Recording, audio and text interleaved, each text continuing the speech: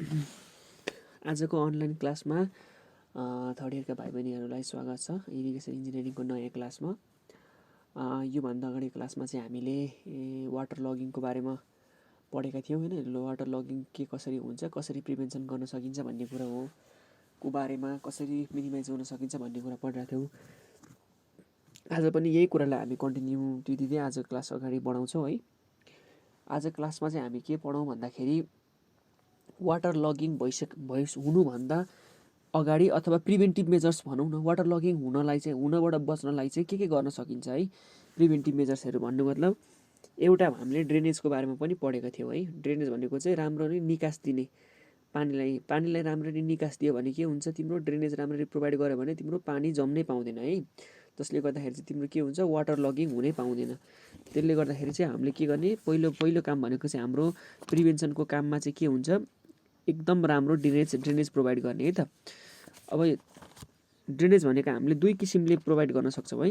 एउटा भनेको चाहिँ सरफेस ड्रेनेज, एउटा भनेको चाहिँ सर्फेस ड्रेनेज। अब सर्फेस ड्रेनेज भनेको चाहिँ के हो भन्दाखेरि तिम्रो पानीमा भएको एकदम एक्सेस रेनफलले अथवा एक्सेस इरिगेसनले गर्दाखेरि जुन वाटर लगिङ अथवा एक्सेस वाटर हुन्छ, त्यो वाटरलाई चाहिँ तिम्रो सर्फेसबाटै राम्ररी निकास दिने, अथवा त्यो भनेको चाहिँ कुनै ड्रेन खनेर हुन्छ कि के गरेर हुन्छ होइन, त्यसरी निकास दिनेलाई चाहिँ के भनिन्छ, हाम्रो सर्फेस ड्रेनेज भनिन्छ।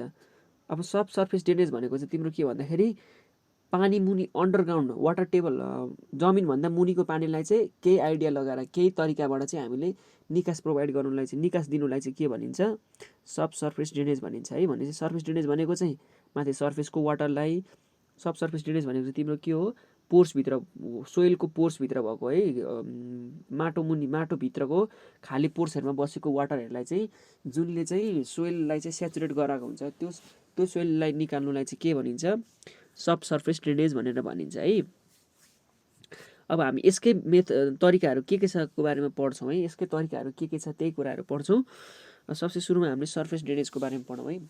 सर्फेस ड्रेनेज भनेको के कारणले गर्दाखेरि हुन्छ भन्दाखेरि, कि त अब अस्ति मैले पनि भनिहालेँ, के अरे सर्फेस वाटर लगिङ भनेको के कारणले हुन्छ भन्दाखेरि अब एक्सटेन्सिभ इरिगेसनले गर्दा होइन। अर्को त्यो ल्यान्डभन्दा अलिक माथि अग्लो ल्यान्डहरू छ, एडजोनिङ ल्यान्डहरू छ, हाइल्यान्ड छ भने त्यहाँबाट आउँछ पानी, क्यानलको सिपेजले गर्दा होइन। इम्पर्भियस छ भने सोइल, अथवा ड्रेनेज राम्रो प्रोभाइड छैन, पानी धेरै पर्छ, बाढी आउँछ, त्यस्तो भयो भने तिम्रो के हुन्छ, सर्फेसमा चाहिँ तिम्रो के गर्छ, पानी धेरै भएर बस्छ है।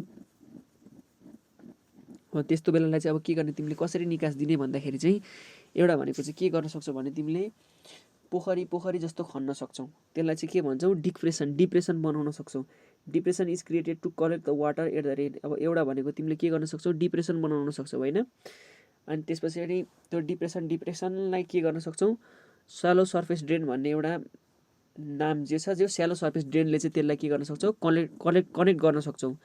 अनि त्यो फेरि स्यालो सर्फेस ड्रेन जोडेर के हुन्छ, तिम्रो आउटलेट ड्रेन्सहरू बन्छ है। यो फिगरमा हेर के गर्ने भन्दा तिम्रो यदि यो एरिया चाहिँ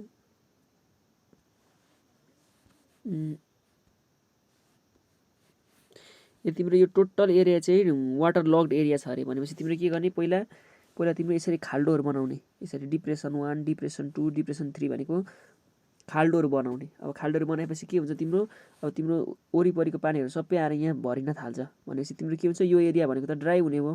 भनेपछि यति एरिया वाटर लग्डबाट प्रिभेन्सन हुने भयो, तिम्रो यति यहाँनिर पोन्डिङ भएर बस्ने भयो। त्यस्तै यहाँ पनि त्यही हुन्छ, सबै वरिपरिको पानीहरू चाहिँ के हुन्छ, यो डिप्रेसनमा आउँछ है। त्यसरी नै अनि के गर्ने, अब डिप्रेसनको पानी फेरि केले कनेक्ट गर्ने, यो स्यालो वाटर ड्रेन भन्छ है। स्यालो वाटर ड्रेनले चाहिँ, स्यालो सर्फेस ड्रेनले चाहिँ के गर्ने, कनेक्ट गर्ने। अब फेरि यो स्यालो सर्फेस ड्रेन फेरि के हुन्छ, ल्याटरल आउटलेट ड्रेनमा जोडिन्छ, फेरि ल्याटरल आउटलेट ड्रेन के हुन्छ, मेन ड्रेनमा जोडिन्छ है। त्यसरी नै तिमीले के गर्न सक्छौ, सर्फेस ड्रेनहरूलाई चाहिँ के गर्न सक्छौ, निकाल्न सक्छौ है। सर्फेसको ड्रेनहरू चाहिँ तिमीले त्यसरी निकाल्न सक्छौ। अब यो भनेको चाहिँ तिम्रो के हो, सर्फेस ड्रेनको निकाल्ने तरिका भयो होइन। अब यसलाई तिमीले के गर्न सक्छौ भने, यो भनेको चाहिँ तिमीले सर्फेसको पानीलाई कलेक्ट गरेर सर्फेसकै मिडियमबाट तिमीलाई निकालिदियौ यसलाई है, यसलाई निकालिदियौ।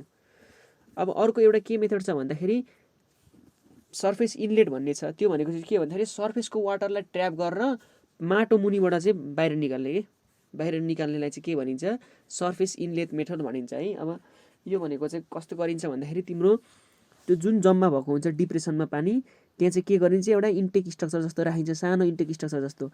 अनि त्यसमा के गरिन्छ यसरी पाइप राखिन्छ, अनि पाइप राखिन्छ अनि यो पाइपको मिडियमबाट चाहिँ तिम्रो के हुन्छ माटो मुनि जुन ड्रेन बिछ्याएको छ त्यो ड्रेनमा चाहिँ के गरिन्छ यो माथिबाट आएको ड्रेनलाई जोडिन्छ अनि तिम्रो के हुन्छ माटो मुनिबाट चाहिँ निकास दिने गरिन्छ है। अब त्यो माटो मुनिको पाइप चाहिँ पछि गएर कुनै खोलामा अथवा केहीमा चाहिँ निकालिन्छ है। यो माटो मुनिको ड्रेनलाई के भनेको छ हेर त, यहाँनिर सब सर्फेस ड्रेन अथवा टाइल ड्रेन भनेर भनेको छ है। यो सब सर्फेस ड्रेनको बारेमा हामीले पढेकै छैनौँ, यो टाइल ड्रेनको बारेमा अलिकति पछाडि पढ्छौँ है। त्यस अहिले के बुझ भन्दाखेरि तिम्रो माटो मुनि पनि एउटा ड्रेन सिस्टम हुन्छ। माटो मुनिको ड्रेन सिस्टमलाई कनेक्ट गर्नु पर्यो भने चाहिँ त्यसलाई के भनिन्छ सर्फेस इनलेट भनेर भनिन्छ है। तर यसमा के फरक हुने भयो भन्दाखेरि तिम्रो सर्फेस इनलेटमा चाहिँ इनलेट स्ट्रक्चर हुन्छ भन्नुको मतलब पानी तान्नको लागि हेर त यहाँनिर बल्ब जस्तो एरेन्जमेन्ट छ नि, यहाँनिर हो यो बल्ब जस्तो एरेन्जमेन्ट हुन्छ है सर्फेस इनलेटमा चाहिँ इन्टेक स्ट्रक्चर हुन्छ। त्यस्तै गरी फ्रेन्च ड्रेन भन्ने हुन्छ। अब फ्रेन्च ड्रेनमा चाहिँ के गर्ने भन्दाखेरि तिम्रो इन्टेक नराखेर के गर्ने भन्दाखेरि तिम्रो यो चाहिँ अघि मैले भने जस्तै माटो मुनि भएको एउटा टाइल ड्रेनको एउटा पाइप छ अरे। टाइल ड्रेन भनेको कुन भने हेर है, यहाँ छ मुनि यो माटो मुनिको पाइपलाई चाहिँ के भन्छ टाइल ड्रेन भन्छ है। त्यस्तै अब यसलाई चाहिँ अर्कै क्रस सेक्सनबाट काटेर हेऱ्यो भने चाहिँ के हुन्छ यो पाइप देखिन्छ। अब तिम्रो के गर्ने माथि जम्मा भएको पानीलाई चाहिँ टाइल ड्रेनसम्म खाल्डो खनेर के गर्ने बालुवाहरू हालिदिने, पर्भियस मेटेरियलहरू हालिदिने, पोरस मेटेरियलहरू हालिदिने भनेपछि तिम्रो के हुन्छ आफै तिम्रो सिपेज भएर यो तिम्रो के हुन्छ टाइल ड्रेनमा गएर बस्छ है यो पानी चाहिँ। यसलाई चाहिँ के भन्छ तिम्रो फ्रेन्च ड्रेन भनेर भन्छ है। फ्रेन्च ड्रेन भन्छ भनेको मतलब तिम्रो के हो सर्फेसबाट पानी निकाल्ने तरिका भनेको चाहिँ एउटा के रहेछ भन्दाखेरि माथि सर्फेसमै निकाल्ने, त्यो भनेको एउटा मेथड भयो। खाल्डो खनेर खाल्डोलाई कनेक्ट गर्ने। अर्को भनेको चाहिँ तिम्रो सर्फेस आउटलेट छ, त्यो भनेको चाहिँ तिम्रो के एउटा इन्टेक स्ट्रक्चर जस्तो राख्ने अनि त्यसलाई चाहिँ माटो मुनि भएको एउटा ड्रेनमा लगेर जोड्ने।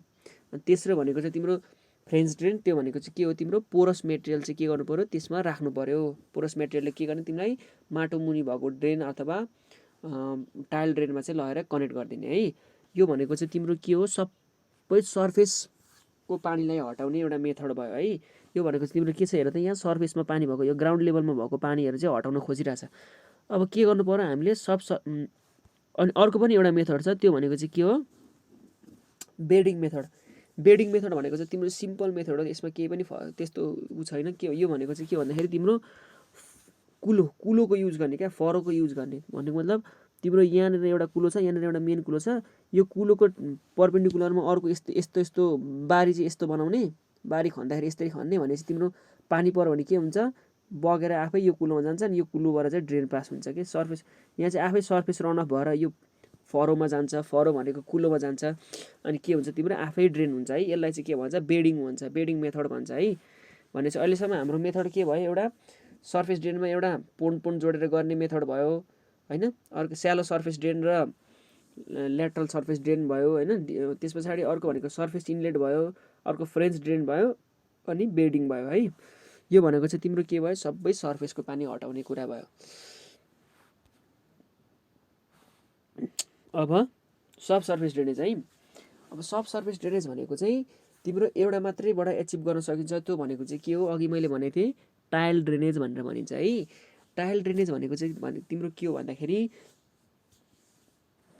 कुनै पनि वाटर टेबल राइज भएर तिम्रो वाटर चाहिँ सोइल चाहिँ एकदम सेचुरेटेड भएको छ माटो मुनि होइन, सबै दलदल हिलो छ भने चाहिँ के गर्नु पर्यो त्यो माटो मुनिको पानीलाई चाहिँ एब्जर्ब गर्नको लागि के गर्नु पर्यो त्यो माटो मुनिको पानीलाई चाहिँ निकाल्नको लागि चाहिँ के गरिन्छ तिम्रो सब सर्फेस ड्रेनेज अथवा टाइल ड्रेनेज गर्ने गरिन्छ है। अब टाइल ड्रेनेजमा के गरिन्छ भन्दाखेरि रेगुलर इन्टरभलमा चाहिँ तिम्रो के हुन्छ यो पुरै तिम्रो खेत छ अरे एउटा रेक्टेङ्गुलर प्लट भनेपछि तिम्रो हरेक ठाउँमा यसरी खाल्डो खनिन्छ, यो लाइन जस्तोमा के गरिन्छ एउटा लामो खाल्डो खनिन्छ अनि तिम्रो के गरिन्छ पोरस पाइप अथवा दुलो भएको पाइप 10 देखि 30 सेन्टिमिटरसम्म डायमिटर भएको दुलो भएको पाइप पर्फोरेटेड पाइप भन्छ है। यसको बारेमा तिमीहरूले पढेको पनि होला पहिला वाटर सप्लाईहरूमा पनि पर्फोरेटेड पाइप भन्छ। पर्फोरेटेड पाइप भनेको के हो दुलो भएको पाइप चाहिँ के गरिन्छ यो लाइनमा चाहिँ खाल्डो खनेर ले गरिन्छ है, खाल्डो खनेर के गरिन्छ राखिन्छ, खाल्डो खनेर राखिन्छ है। अब त्यसपछि के हुन्छ तिम्रो त्यसपछि खाल्डो खनिन्छ पहिला। त्यो खाल्डो खनेपछि के गरिन्छ, पहिला अलिकति गिट्टी बालुवाहरू पोरस मेटेरियल हालिन्छ, त्यसपछि पाइप राखिन्छ, त्यसपछि फेरि के गरिन्छ, गिट्टी बालुवाहरू हालेर माथिसम्मै भरिन्छ है। जसले गर्दाखेरि चाहिँ के हुन्छ तिम्रो यस्तो हुन्छ, तिम्रो के गरिन्छ, यहाँ पाइप राखिन्छ, पाइप राखेर के गरिन्छ, यहाँनिर पोरस मेटेरियलले भरिन्छ अनि त्यसपछि माथि चाहिँ सोइलले भरिन्छ। अब तिम्रो के छ, यहाँ पोरस मेटेरियल हुने बित्तिकै यताको पानीहरू के हुन्छ, यो पोरस मेटेरियलबाट यो छिरेर यो पर्फोरेटेड पाइपमा चाहिँ के गर्छ, छिर्छ कि। यो भनेको चाहिँ तिम्रो के हो, टाइल ड्रेन हो क्या। अब त्यसको अर्को त्यसलाई अझै मजाले हेर्ने भने के हुन्छ भन्दाखेरि यस्तो हुन्छ। अब तिम्रो के हुन्छ, माटो मुनि चाहिँ यसरी पाइप लगाइदिएको हुन्छ अनि यो पाइपबाट तिम्रो के हुन्छ, सबै पानी चाहिँ कलेक्ट भएर बाहिर जान्छ है। यसरी कलेक्ट भएर चाहिँ के गर्छ, तिम्रो बाहिर जान्छ हो। अब यसलाई चाहिँ के भनिन्छ, हामीले टाइल ड्रेन भनेर भनिन्छ है। मतलब माटो मुनि चाहिँ पाइप बिछ्याउनुलाई चाहिँ के भन्छ, टाइल ड्रेन। अनि अघिको त्यो हामीले सर्फेस ड्रेनमा टाइल ड्रेनसँग कनेक्ट हुन्छ भनेर भनेको थिएँ नि मैले, हो त्यही हो। तिम्रो के हुन्छ, यहाँ सर्फेसमा कलेक्ट भएको पानी चाहिँ पाइपको मिडियमबाट के गरिन्छ, यो टाइल ड्रेनमा लगेर जोडिदिन्छ। यति हो त्यो सर्फेस आउटलेटको चाहिँ तिम्रो तरिका है। अब अर्को छ तिम्रो, अब आउटलेट कसरी दिने त। अब तिम्रो टाइल ड्रेन, पानी त पाइप त बिछ्यायो। अब त्यो पाइप बिछ्याएको पाइप चाहिँ कहाँ लगेर निकाल्ने त। अब कतै खोलातिर नेचुरल ड्रेनतिर लगेर निकासा हुन्छ। अब त्यो निकासा हुन पनि दुई किसिमको मेथडहरू छ है। अब अर्को भनेको चाहिँ एउटा चाहिँ के भन्दाखेरि आउटलेट, अब टाइल ड्रेन ग्रेभिटी आउटलेट भनेछ। अब तिम्रो यदि निकास हुने आउटलेट र यो पाइप बिछ्याएको ठाउँ भनेको चाहिँ, अब तिम्रो निकास हुने ठाउँ चाहिँ एकदम तल छ होइन। भन्नु मतलब त्यसको बेड लेभल चाहिँ तल छ। भन्नु मतलब आउटलेटको बेड लेभल चाहिँ हाम्रो टाइल ड्रेनको बेड लेभल भन्दा मुनि छ भने चाहिँ के हुने भयो, तिम्रो ग्रेभिटीले नै गर्दाखेरि त्यो पानी निस्किने भयो। भन्नु मतलब ग्रेभिटीले नै निक्लिने भयो है। त्यस पछाडि यदि